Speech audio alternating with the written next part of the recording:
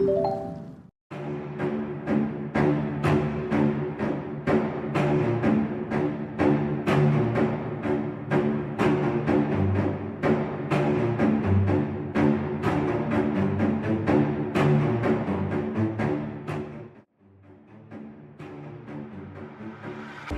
this, October 2011. The sky over the Indian Ocean is a blanket of starless black. Off the coast of Somalia, the sea is rough and the air is thick with tension. On the decks of Kenyan naval ships, soldiers of the Kenya Defense Forces, the KDF, stand in silence, their faces illuminated only by the faint glow of instrument panels.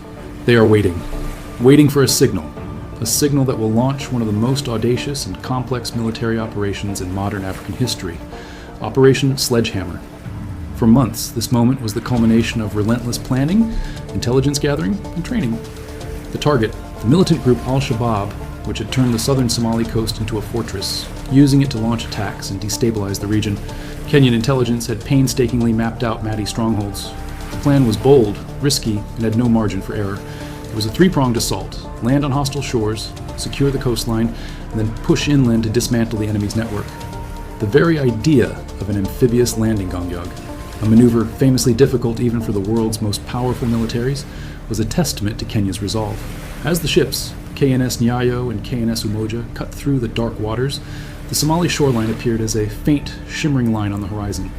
For the men and women on board, that line wasn't just land, it was a rendezvous with destiny. They were minutes away from making history, from drawing a line in the sand, both literally and figuratively. This wasn't just a military operation, it was a declaration.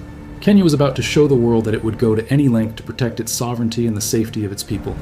Just before the first light of dawn streaked across the sky, the signal was given. The operation was a go. The first wave of amphibious assault vehicles roared to life, plunging into the turbulent surf and powering towards the beach. Above them, the roar of Kenya Air Force jets Afados, the morning air, providing crucial air cover, their eyes in the sky scouting for enemy positions and neutralizing threats before they could materialize. It was a symphony of military precision. The Navy, the Army, and the Air Force, three distinct branches of the KDF, were moving as a single, unstoppable force. This was a testament to the new, unified command structure of the Kenyan military, and it was being put to the ultimate test. The landing was a shock to the al-Shabaab fighters. They were caught completely off guard. Their assumption of an impenetrable coastline shattered in an instant. Scrambling to mount a defense, they were met with overwhelming and precise firepower from the KDF. The training, the discipline, and the sheer element of surprise gave the Kenyan forces a decisive edge. The resistance, though fierce, was quickly suppressed. Bullets zipped through the pre-dawn light, but the KDF's advance was methodical and relentless. By midday, the sun was high in the sky and a critical objective had been achieved. The beachhead was secure. Kenyan flags were planted on Somali sand. Operation Sledgehammer had accomplished what many military analysts had deemed nearly impossible: a successful, large-scale amphibious landing on a hostile, well-defended shore. The first, and arguably most dangerous phase of the mission was a resounding success. A vital foothold had been established, and a gateway into the enemy's heartland was now open. But securing the beach was only the beginning. The real battle was just about to start. As the troops began to push inland, moving from the open sands into the claustrophobic streets of coastal towns, the nature of the fight changed dramatically. Al-Shabaab, recovering from the initial shock, melted back into the urban landscape. This was their territory. They knew every alley, every rooftop, every hiding spot.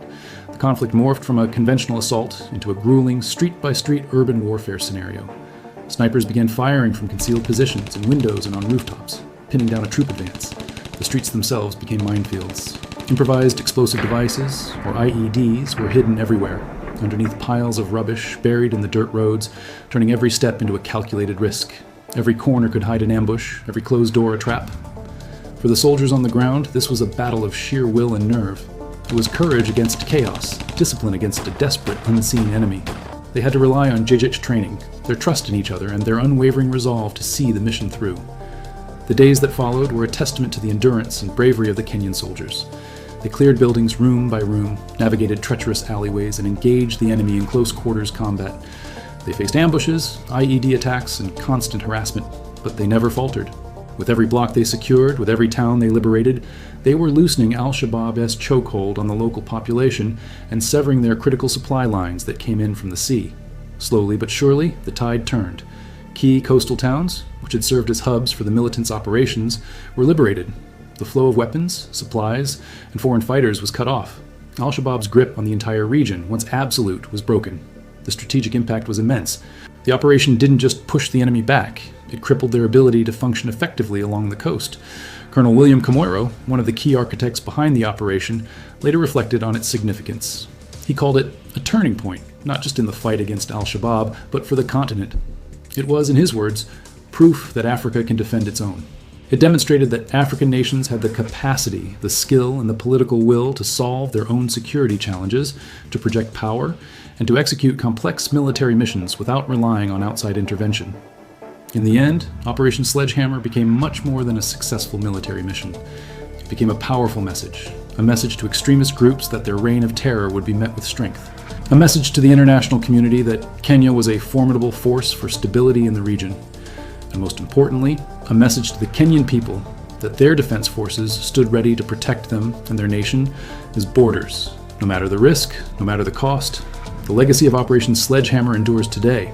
It's found in the military doctrines and training manuals of the KDF, shaped by the hard-won lessons of unified command and inter-service cooperation. It lives in the memory of the soldiers who fought with incredible bravery and professionalism on those foreign shores, and it is honored in the enduring spirit of those who made the ultimate sacrifice, those who never made it home. Their courage is a permanent part of Kenya's story. As the waves of the Indian Ocean gently wash over the Somali coast, they carry with them the echoes of that historic operation. It's a story of courage, a story of sacrifice, and a story of triumph, written not in ink, but on the sands of history by the heroes of the Kenya Defense Forces. Thank you so much for watching. If you found this story of bravery and history compelling, please consider liking this video and subscribing to our channel for more content like this. We'll see you in the next one.